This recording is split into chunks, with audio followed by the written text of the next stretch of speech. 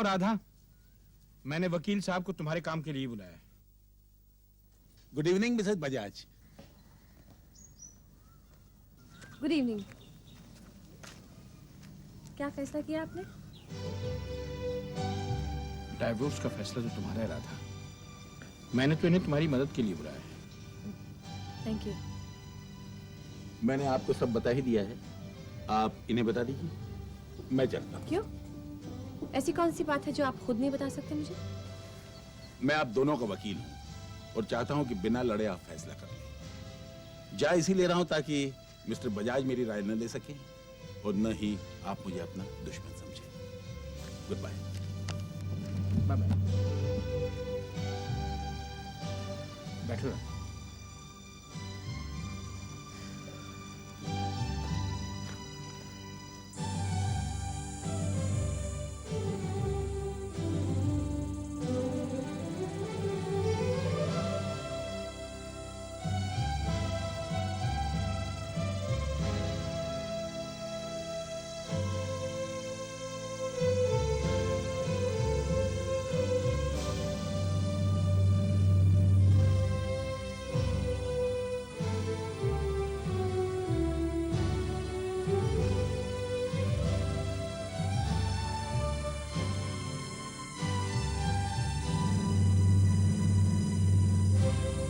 माधु, जी भैया।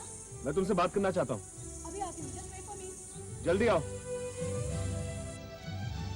राधा, मैंने वकील साहब को इसलिए बुलाया था ताकि तुम्हें पता चले कि तुम किस किस वजह से तलाक के लिए कोर्ट में अप्लाई कर सकते हो। एक वजह यह हो सकती है कि पति शराबी हो और पत्नी को इल ट्रीट करता हो।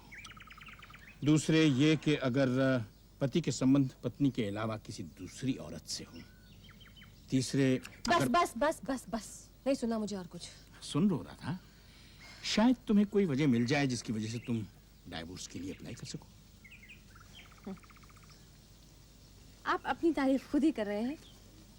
मैंने तो कभी ये नहीं कहा कि आप में कोई अवगुण है और न ही कभी मैंने कोर्ट में जाने के बारे में सोचा। लेकिन राधा, कोर्ट में जाए बगैर डाइवोर्स भी तो नहीं मिल सकता ना। मिल सकता है। मैंने सोचा कि शायद आप मेरी और अपनी परेशानियां, दुख और फ्रस्ट्रेशंस देखकर खुद ही तलाक के लिए राजी हो जाएंगे। राधा, ये परेशानी, दुख और फ्रस्ट्रेशन उस वक्त और भी बढ़ जाएंगी जब तलाक हो जाएगा, क्योंकि हम दोनों के साथ साथ प्रिंस भी दुखी होगा। आपको प्रिंस की याद तभी आती है जब मैं डिवोर्स के बारे में बात करती हूँ, है ना? नहीं, फिर? मुझे उस वक्त प्रिंस की याद नहीं आती, बल्कि उसकी बेचारगी का एहसास होता है, क्योंकि तलाक के बाद न तो वो तुम्हें माँ कह सकेगा और न ही तुम्हारे दूसरे पति को अपना बाप कहना पसंद करेगा।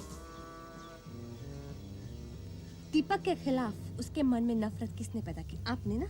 जब तुम्हें पता चला था कि तुम्हारे बाप की जिंदगी में तुम्हारी माँ के अलावा एक और औरत भी है, तो तुम्हारे दिल में उस औरत और तुम्हारे बाप के खिलाफ नफरत किसने पैदा की थी?